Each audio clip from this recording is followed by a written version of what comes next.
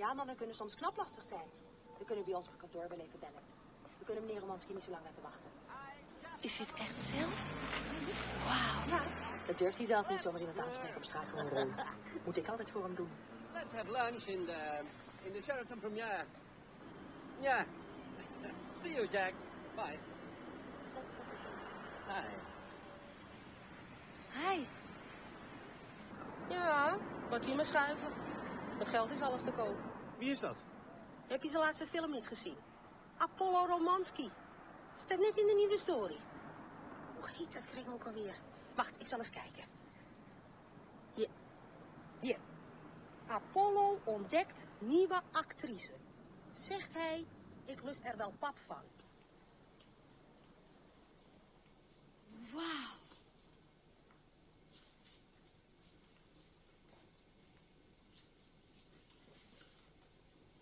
Ik heb nog nooit een film van u gezien.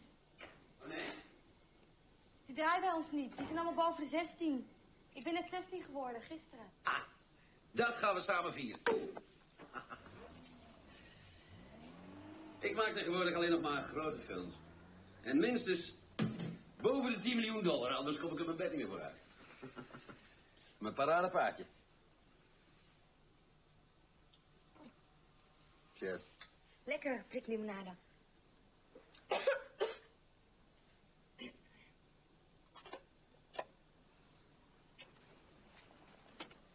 Dus alles draait om de wanhopige liefde tussen die oudere man en dat jongere meisje.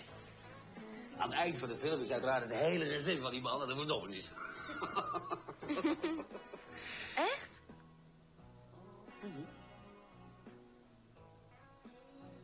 Even repeteren. Jij bent dat meisje, dan ben ik even die man. Daar gaat hij. Hou je echt van me? Ja, meneer. Zeg maar, Polo. Ja, meneer.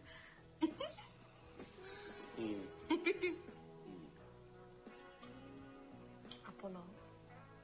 Van Apollo Romanski. Ik ben op dit moment voor zaken in de States. U kunt na de... Shit.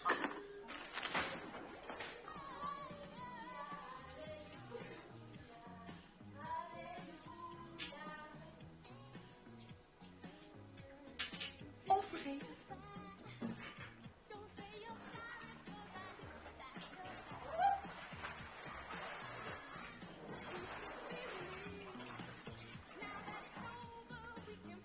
Ja, ze kwam toch uit zee?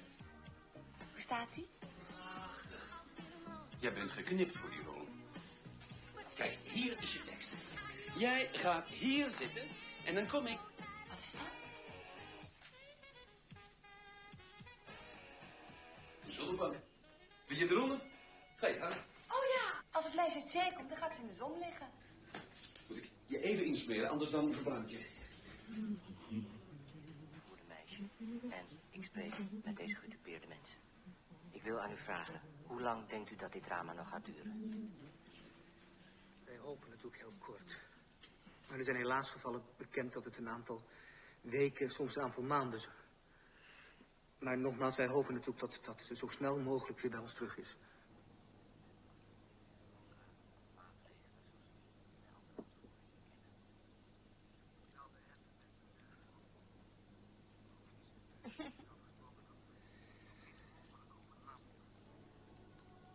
Een warme gloed gleed door haar ganse lichaam. Het was als een van lava kolkende vuurmassa die ontstond overal waar zijn gretige, maar stuurloze handen haar beroerden. Hemelse koren klonken op uit het diepe gewelf van haar geest. Weerloos gaf zij toe aan de golven van hartstocht die haar lichaam overspoelden. Heren ontvoerders, waar u ook zit, wie u ook bent, als vader van mijn dochtertje, mede namens haar moeder, deel ik u mede dat wij bereid zijn het losgeld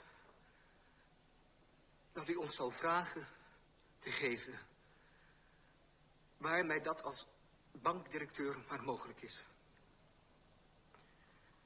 Mits u haar ongeschonden naar ons terug zal brengen.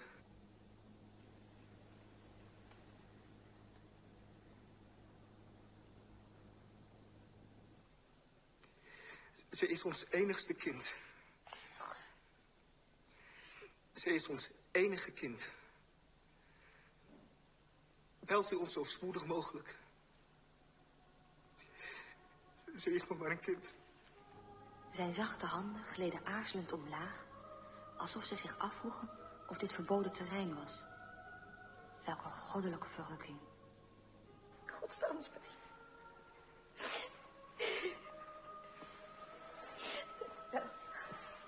Heren ontvoerders, toon dat u nog over enige menselijkheid beschikt. De gloed die van haar lichaam opsteeg naar zijn handen, gaf aan dat het betreden pad moest leiden naar dat wat zij beiden onbewust gedeeld hadden. Hoofdstuk 8. Stil is. Tot u sprak de directeur van de Centrale Citybank vanuit een woning via een rechtstreeks verbinding. Tot straks.